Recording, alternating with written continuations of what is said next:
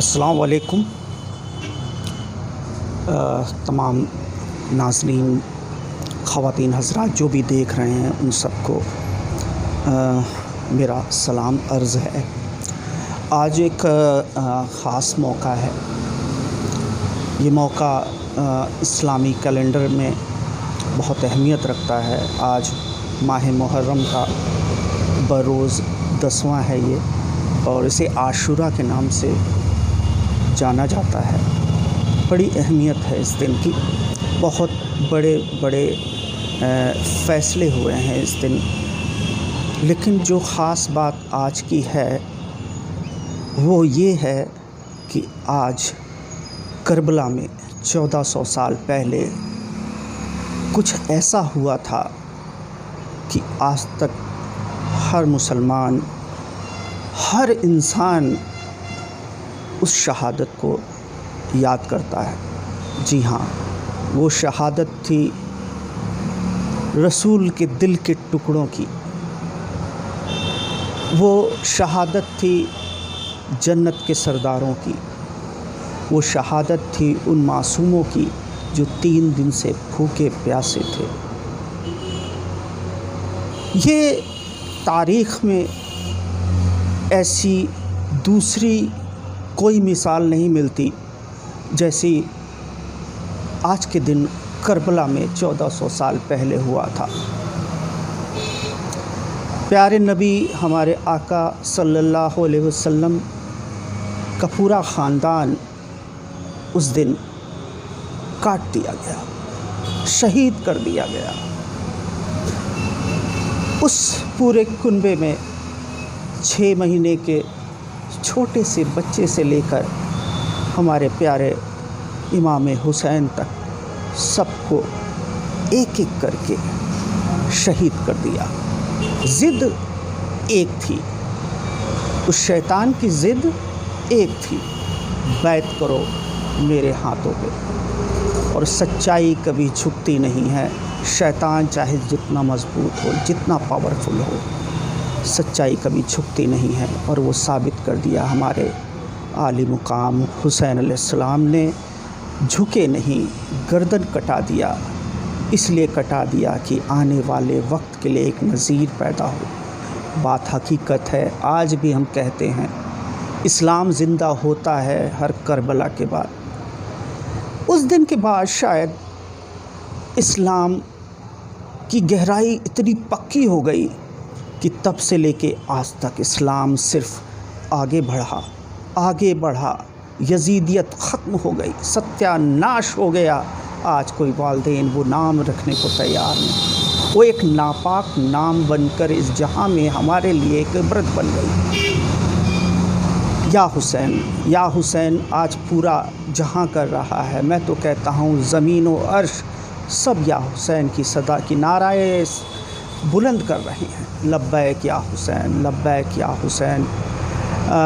दोस्तों, प्यारे बुज़ुर्गों, माँ बहन बेटियाँ जो भी देख रही हैं, और मेरी ये छोटी सी कोशिश है कि आज के इस पाक मुक़द्दस दिन हम उनका नाम लें, उनको याद करें, उनकी ज़िंदगी से कुछ सीखें कि आखिर उन्होंने ऐसा क्यों किया, वो वजह क्या थी।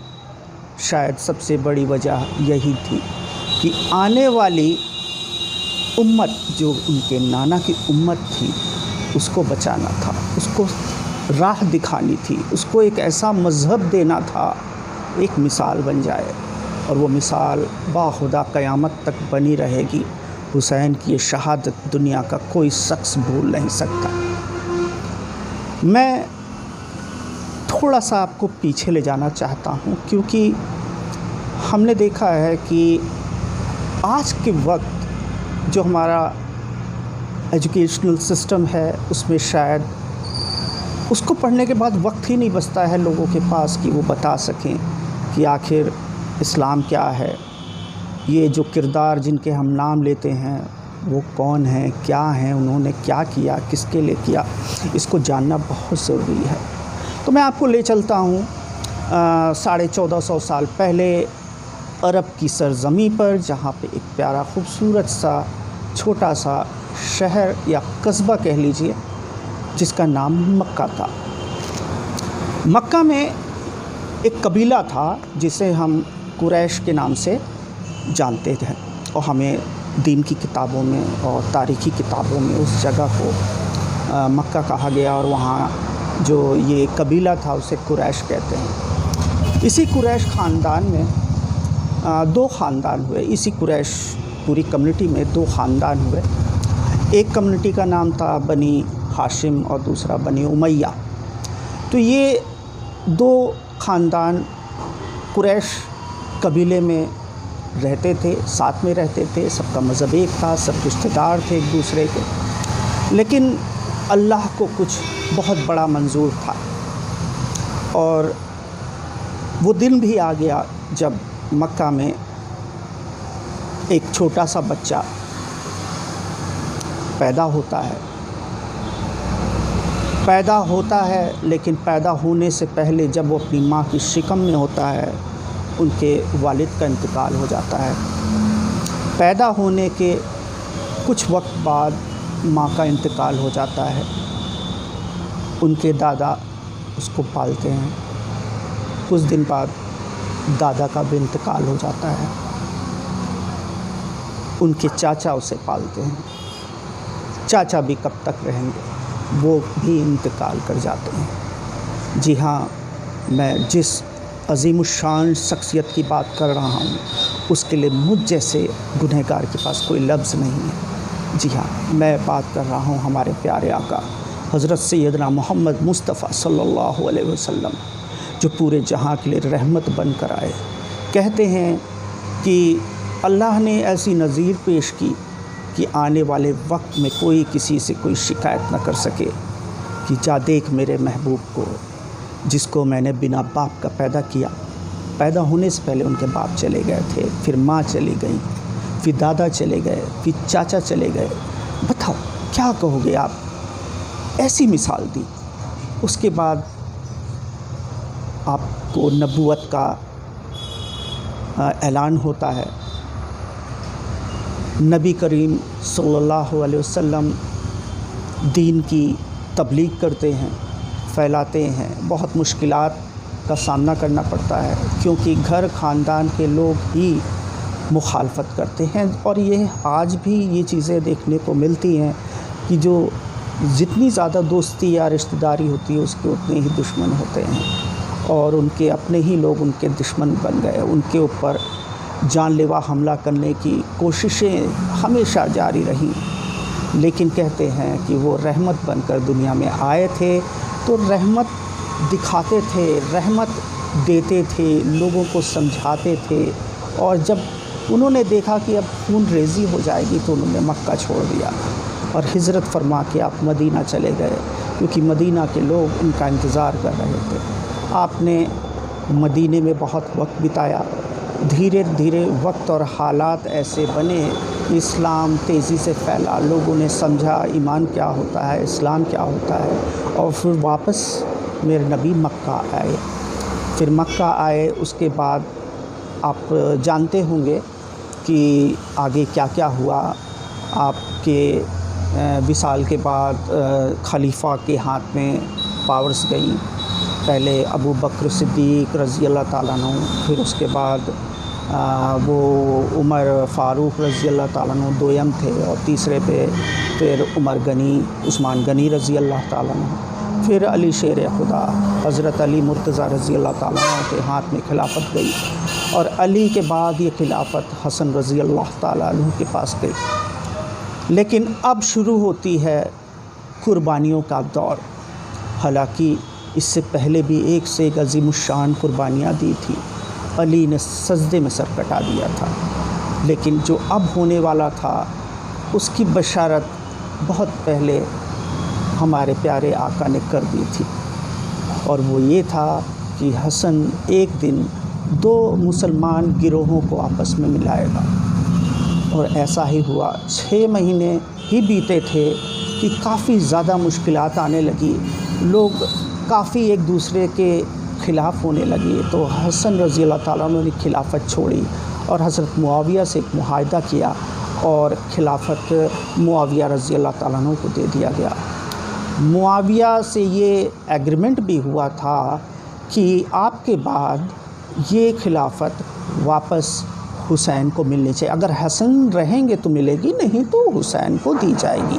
یہ وعدہ ہوا تھا، اور اس وعدے کے تحت یہی کہا گیا تھا کہ معاویہ جب تک ہیں خلیفہ رہیں گے، اس کے بعد یہ واپس حسن رضی اللہ تعالیٰ عنہ کے پاس آئے گی، یا تو ان کے پریوار میں جو ہوگا اس کے پاس جائے گی۔ لیکن یہیں پر پالیٹکس، ریلیجیس لیڈرشپ کے بعد اسے اب پولیٹیکل کیریئر کی بات کہنا شروع کریے کہ ایسا کہا بھی گیا ہے، نبی نے اپنی زندگی میں بھی بتا دیا تھا کہ 30 سالہ آپ کے جانے کے 30 سال تک اسلامی حکومت خلفائے راشدین کے ہاتھ میں ہوں گی۔ خلفائے راشدین جو ہمارے خلیفہ ہوئے شروع کے 4 اور 6 مہینے کا جو وقفہ حسن رضی اللہ تعالیٰ عنہ کا تھا، اس کو جوڑ کر 30 سال کی بشارت ہمارے نبی نے اپنی زندگی میں دے دی تھی کہ یہ وقت جو ہوگا یہ صحیح وقت ہوگا جہاں پہ نیائے ہوگا اور اسلامی طریقہ ہوگا۔ لیکن 30 سال کے بعد یہ چیزیں راجنیتک ہو جائیں گی، سیاستی ہو جائیں گی، اسلامک نہیں رہ جائیں گی، اور وہی ہوا۔ معاویہ بیمار پڑے اور اسی وقت انہوں نے، لوگوں کو کہنا ہے ان کو بہلایا گیا، پھسلایا گیا، اور انہوں نے یزید کو اپنی زندگی میں ہی نیکسٹ خلیفہ گھوشت کر دیا۔ یہ تھی سب سے بڑی ٹرننگ پوائنٹ جو کہ اسلام کے خلاف تھی، کیونکہ اسلام میں خلیفہ طے کرنے کی ذمہ داری خاص لوگوں کو ہوا کرتی تھی، آپسی رائے مشورے سے کیا جاتا تھا۔ لیکن یہ ایک خلیفہ نے اپنے بیٹے کو خلیفہ بنانے والا رواج شروع کیا تو لوگ ناراض ہو گئے، اور یہ ناراضگی کی وجہ یہ بھی تھی کہ یزید شرابی تھا، کہتے ہیں کہ بہت ہی حرام خوری میں ہمیشہ وہ لپت رہتا تھا، شراب پیتا تھا، تخت پہ شراب پیتا تھا، سود خوری، بیاز خوری، جینا خوری، یہ سب بہت زیادہ اس کے وقت وہ کرتا تھا، اسی میں مصروف رہتا تھا۔ تو ایک طرح سے وہ خلافت کے تخت کے لائق تو ایک دم نہیں تھا، اور یہی وجہ ہے کہ نبی کے جو خاندان تھے، ان کے باغ کے جو پھول تھے، انہوں نے انکار کر دیا، انہوں نے کہا ہم بیعت نہیں کریں گے۔ لیکن یزید کو جو ایگو ہوتا ہے وہ ہرٹ کرنے لگا۔ جب ایگو ہرٹ کیا تو اس نے زور زبردستی شروع کی۔ جب زور زبردستی شروع کی تو دیکھو، اسے کہتے ہیں اللہ والے، نبی کے خاندان والے، انہوں نے سوچا کہ ہمارے رہنے سے خون ریزی ہوگی، مسلمان آپس میں لڑیں گے، مارے جائیں گے۔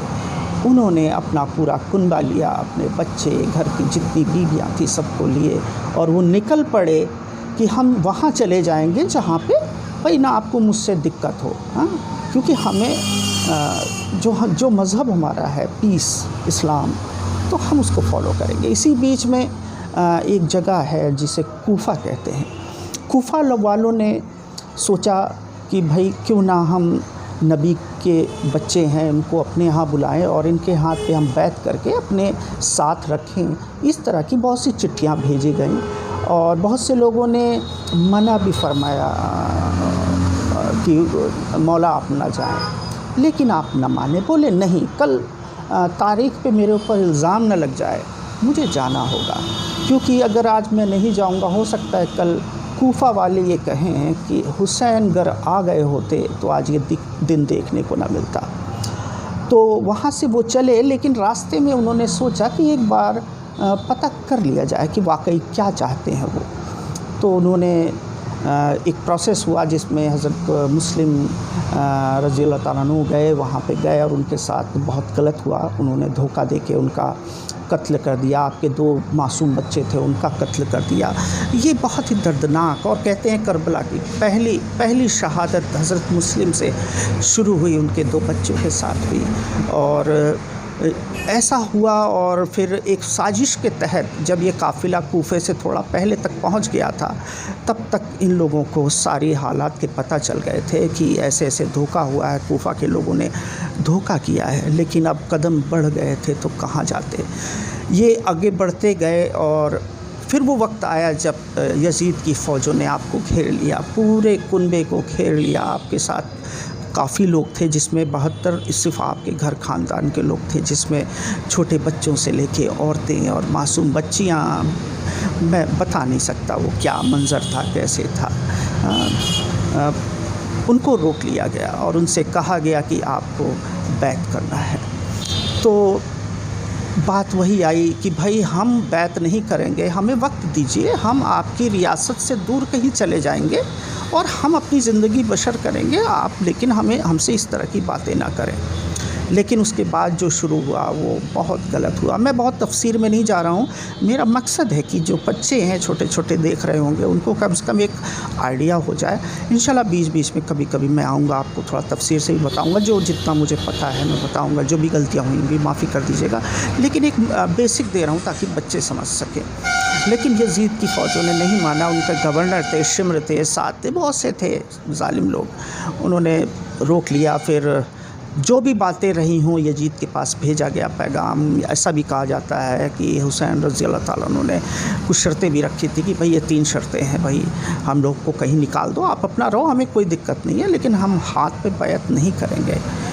लेकिन वही बात आ गई, फिर उनको रोक लिया गया। फिर 8वीं 9वीं जो तारीख़ है मुहर्रम की, कहते हैं कि 7वें से उनको पानी रोक दिया गया। जो जहाँ पे इनको रोका गया था वहाँ पे एक दरिया है, एक नदी बहती है, फ़रात, रिवर फ़रात है वो, उसके पास इन लोग को रोक लिया गया और चारों तरफ नदी के पहरा लगा दिया गया कि इनको मतलब फ़ोर्स किया जा रहा था, मेंटली और फ़िज़िकल फ़ोर्स किया जा रहा था। वो जानते थे इनके साथ बच्चे हैं, औरतें हैं, मासूम बच्चे हैं, बच्चियाँ हैं, ये हार जाएंगे, ये झुक जाएंगे, इनके बच्चे जब भूखे प्यासे मरने लगेंगे तो ये झुक जाएंगे। यजीदी शैतान यही सोच रहे थे, लेकिन उनकी सोच गलत थी, बहुत गलत थी, क्योंकि सच्चाई कभी नहीं झुक सकती। और नाना के दीन को बचाना था, इस मिशन पे निकले थे हुसैन कि नाना के दीन को बचाना है, नाना को चेहरा दिखाना है, उनको जवाब देना है, क्योंकि बचपन में ही नाना ने बता दिया था और ये वादा था कि नाना के दीन को बचाना है। हसन अपना काम कर चुके थे, अब हुसैन की बारी थी। 10वीं तारीख काफ़ी लोग शहीद हो चुके थे, वक्त आया तो एक बार और कोशिश की इन्होंने। अली असगर को अपने हाथ में उठाया, जो कि 6 महीने का मासूम बच्चा, उसको लेकर निकले और जाके खड़े हुए और आवाज़ दी कि देखो मेरे हाथ में 6 महीने का बच्चा है, मैं अगर लड़ने के लिए आया होता तो कम से कम इन सब को लेकर नहीं आया, मुझे खून खराबा नहीं चाहिए, आप लोग प्लीज़ चले जाएं, हमें जाने दें, हम जा रहे हैं, आपकी रियासत छोड़कर जा रहे हैं, अगर नहीं आपको यकीन हो रहा है तो हमें छोड़ दीजिए, हम चले जाएंगे, लेकिन हम यजीद की बैत नहीं करेंगे, ये इस्लाम के ख़िलाफ़ है, मेरे नबी मेरे नाना की जो दीन है उसके ख़िलाफ़ है। लेकिन वो ज़ालिम ना माने और इसी बीच में एक तीर चलता है और अली असगर शहीद हो जाते हैं। इन्ना लिल्लाहि व इन्ना इलैहि राजिऊन। और उसके बाद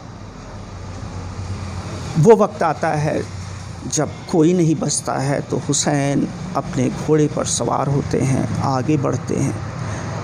पहले का ये रस्म होता था, 1 to 1 फाइट होती थी, एक एक लोग आते गए, तलवारें चलती थी। हुसैन की तलवार, इमाम अली का बेटा, इस वक्त अब सोचिए अली का बेटा, उसके तलवार की ताकत की क्या, उसकी तो कोई है ही नहीं मिसाल। जहाँ तलवार घूमती थी सर कटते चले जाते थे। यजीदी फ़ौज में हाहाकार मच गया हाहाकार। तो दुश्मन, शैतान दुश्मन, उन्होंने चाल चली। आवाज़ आई कि चारों तरफ से घेर कर तीर की बौछार कर दो। यकीन मानिए मेरे पास शब्द नहीं है, लफ्ज़ नहीं है कि मैं इस चीज़ को कैसे कहूँ, बहुत कंट्रोल करके अपने आप को आप लोगों को बता रहा हूँ। ये शहादत एक मिसाल है। चारों तरफ से तीर चलने लगे। 3 दिन के भूखे प्यासे हुसैन की शरीर में तीर छेदते चले गए। लेकिन कहते हैं ना, ये अल्लाह को पसंद था, ये अल्लाह चाहता था। वक्त ऐसा आया कि जब आप एकदम जिस्म में ताकत नहीं रह गई और सदा आ गई अल्लाह अकबर। नमाज का वक्त हो चुका था, ज़ुहर का वक्त था। آپ گھوڑے سے اترے ہیں، اللہ اکبر کر کے نیت باندھے ہیں، اور آپ جیسے ہی سجدے میں گئے ہیں، شیطان نے آپ کے گردن مبارک پر ایک زور سے وار کیا اور آپ کی گردن دھڑ سے الگ ہو گئی۔ اِنَّ لِلَّهِ وَإِنَّا إِلَيْهِ رَاجِعُونَ۔ حسین شہید کر دیے گئے۔ معاف کرنا، حسین کو کوئی شہید نہیں کر سکتا۔ حسین خود شہید ہو گئے، کیونکہ لوگ بتاتے ہیں کہ جب آپ گھوڑے سے اترے، سجدے میں جانے سے پہلے آپ نے سر آسمان کے اوپر کیا اور دیکھا، وہاں سے اشارہ ہوا، وہاں سے اشارہ ہوا، تب آپ سجدے میں گئے، یعنی کہ خالق نے کہہ دیا آ جا، آ جا، تیرا کام ہو گیا، تو آ جا۔ تو حسین شہید ہوئے، ان کو کوئی کر نہ پایا، وہ چاہتے تو نہیں ہوتے، وہ چاہے تب ہوئے، سجدے میں سر تھا، اللہ گواہ ہے، زبان پہ اللہ اکبر تھا۔ یہ مثال تھی، یہ مثال بن گئی۔ اس کے بعد بھی ظالموں کا قہر دیکھو، نفرت دیکھو اسلام سے، اسلام سے نفرت کتنی تھی لوگوں کو، آج تو کچھ بھی نہیں۔ لوگ اس مثال کو جتنی بار پڑھتے ہیں روتے ہیں۔ میں نے بہت سی چیزیں نہیں بولنے کی ہمت، میں بول ہی نہیں سکتا، میں کہہ ہی نہیں سکتا، میں بول ہی نہیں پاؤں گا، میں یہ ریکارڈنگ بند کر دوں، اسی لیے بہت دبے لفظوں میں، چھوٹے لفظوں میں اپنے آپ کو سنبھال کر بولتا جا رہا ہوں۔ سن لیجئے گا، ایک اشارہ مل جائے گا کہ کیا ہو رہا ہے اس دنیا میں آج کے دن۔ لیکن اس دن کو یاد کر کے آج کے مسلمانوں کو ایک عبرت حاصل کرنی چاہیے۔ میں تو کہتا ہوں صرف مسلمانوں کو نہیں، پورے ہندوستان کو، میں پورے ہندوستان کو اس لیے کہہ رہا ہوں کہ حسین کے چاہنے والے پوری دنیا میں ہیں، اور کہیں نہ کہیں کوئی نہ کوئی حسین کے بارے میں بات کر رہا ہوگا، ہندوستان میں بھی کر رہا ہوگا۔ لیکن یہ میرا فرض صرف میرا نہیں، ہر مسلمان کا ہے کہ اسلام میں حسین کیا ہیں، حسین کے بارے میں لوگوں کو بتانا بہت ضروری ہے، کیونکہ یہی وہ حسین ہیں جنہوں نے ہمیں ایک ایسا اسلام دیا جہاں پر ہم گرو کے ساتھ، بہت ہی لفظ نہیں ہے کہ ہم کیا بتائیں کہ انہوں نے ہمارے لیے کیا کیا۔ انہوں نے ہمارے اچھے دنوں کے لیے، ہمارے اچھی سوچ کے لیے، اچھے اعمال کے لیے ہمیں ایک ایسا مذہب دیا، ایسی قربانی پیش کر کے دیا، کہہ دیا کبھی جھکنا نہیں برائی کے سامنے، جھوٹ کے سامنے کبھی نہیں جھکنا، سر کٹا دینا، وہی تمہارا بخشش کا ذریعہ ہے۔ دنیا کی رنگینیوں میں مت کھو جانا، اپنے بینک بیلنس، بڑی بڑی بلڈنگز کے چکر میں مت پڑ جانا۔ تم مسافر ہو کچھ دن کی اس دنیا میں، اس کے بعد چلے آنا، ہمارے ساتھ رہنا۔ یہ حسین کو چاہنے والے کی یہ سوچ ہوتی ہے۔ اس کے بعد جو ہوا وہ تاریخ میں ہے کہ کس طرح سے بے حرمتی ہوئی، آپ کے سر مبارک کو نیزے پر لے کر ایک جلوس نکلا ہے پورا، وہاں سے سیریا کے بازاروں میں، شام کہتے تھے اسے، پورا نکلا، اور یزید کا جو محل تھا وہ وہیں پہ تھا، تو وہاں تک لے گئے اور بڑی بے حرمتی ہوئی ہے راستے پر۔